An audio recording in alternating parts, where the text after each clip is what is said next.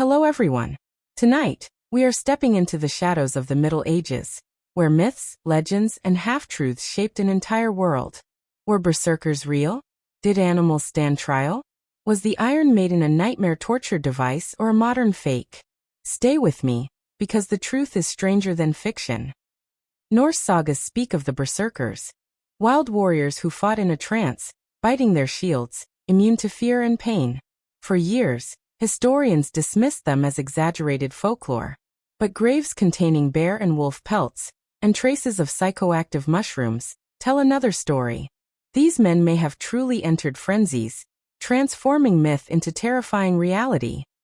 In the summer of 1518, the city of Strasbourg was struck by a nightmare.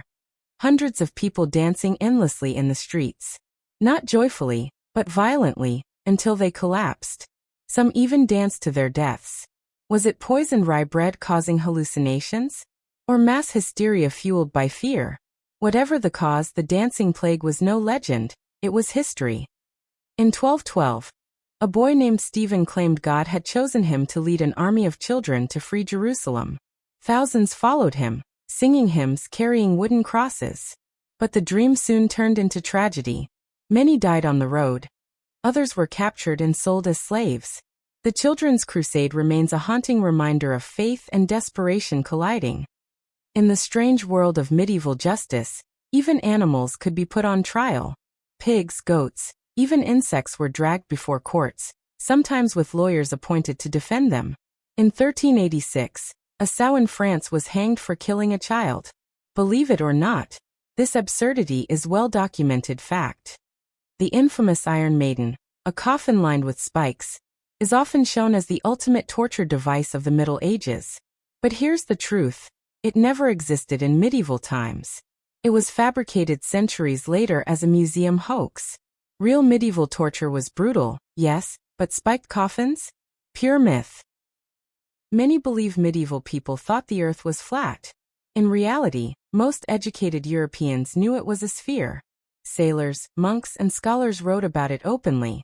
The idea of a flat earth Middle Ages was invented much later to paint the past as ignorant. In truth, medieval minds reached far beyond the horizon. When evidence failed, justice turned to ordeal. One accused might plunge a hand into boiling water. Another carry red-hot iron. If wounds healed quickly, they were innocent. Others were thrown into rivers.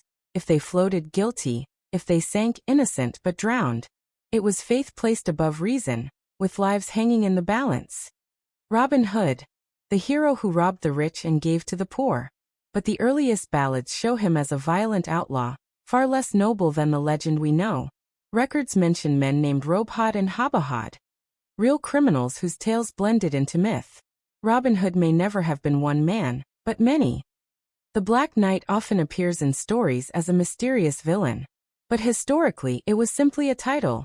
Many knights wore black armor or bore dark crests. The most famous, Edward the Black Prince, was feared for his victories in war. The sinister, evil Black Knight is more Hollywood than history. Folklore spoke of a monastery rising out of the marshes of England. Historians doubted it, until archaeology confirmed it. Crowland Abbey was built on wooden platforms in the Fenlands, with raised walkways and even a triangular bridge still standing today. Myth turned out to be fact, preserved in stone and marsh. One of the strangest legends claims a woman once disguised herself as a man, rose through the ranks, and became pope. Her secret revealed only when she gave birth during a procession. Most historians call it fiction. Yet curious gaps in papal records and strange rituals keep the story alive to this day. October 13th, 1307. On that Friday, hundreds of Knights Templar were arrested by order of the King of France. Tortured, executed, their order destroyed. Legend says their Grand Master cursed the king and pope. And within a year, both were dead. Was this the true origin of Friday the 13th's dark reputation? Though often mocked, medieval medicine wasn't entirely blind guesswork. Surgeons used honey as antiseptic, wine to disinfect wounds, and linen for bandages. Skull surgeries show evidence of survival. Even cataract removal existed. Not everything worked, but their knowledge was far beyond what we imagine. Contrary to the stereotype of dirty, stinking peasants, many medieval people bathed regularly, used soaps and visited public bathhouses. Nobles perfumed their gloves, brushed their teeth with powders, and cared deeply for appearance. The myth of filth was later propaganda, not everyday truth. In Anglo-Saxon England, priests sometimes faced the ordeal of bread. If they could swallow consecrated bread without choking, they were innocent. If they gagged, they were guilty. It was believed God himself would not let a liar swallow holy bread. Strange. Yes, but it was real justice, medieval style. For those who joined the Knights Templar, initiation meant leaving behind name, wealth, and family. In a silent chapel, by torchlight, they swore oaths of poverty, chastity, and obedience. A secretive, intimidating ritual that fueled centuries of myths and mysteries. The Middle Ages were filled with myths, some proven false, others surprisingly true. And perhaps that's why we remain fascinated. Because sometimes, legend is just another face of history. If you enjoyed this journey into the past, don't forget to like, subscribe, and share this with a friend who loves history. And tell me in the comments, which myth shocked you the most?